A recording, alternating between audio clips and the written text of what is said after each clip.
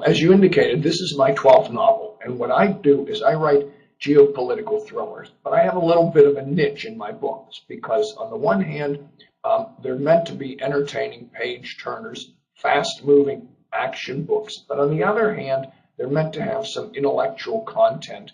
And I want the reader not only to say, gee, I enjoyed that book and I came away from it, it was a lot of fun, it was entertaining, but I want the reader to come away having learned something about some geopolitical issue in the world or issues. And in the case of the Italian divide, on the action suspense level, my heroes, I should say, Craig and Elizabeth, are crisscrossing exotic Italy. What sets them off on their journey, so to speak, is the murder of an Italian banker who happened to be the benefactor of Craig, who's racing cars. But along the way, they become involved not just in the murder of this banker, but in Italian politics and in Chinese spies. And at the heart of the book, of this page-turning story, are a couple of serious political issues.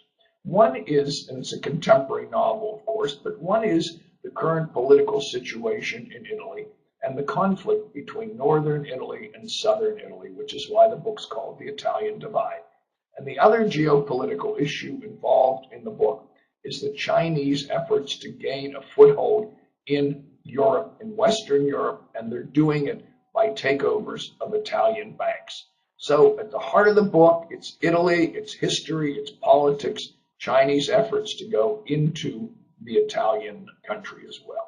Now, well, it was sort of par for the course to find a subject and merge it together, but what I had to do, which really made it kind of fun and interesting, when I proposed the topic to my editor, he says, gee, I don't know, banking, a lot of people might not be interested in banking, that's kind of a dry topic.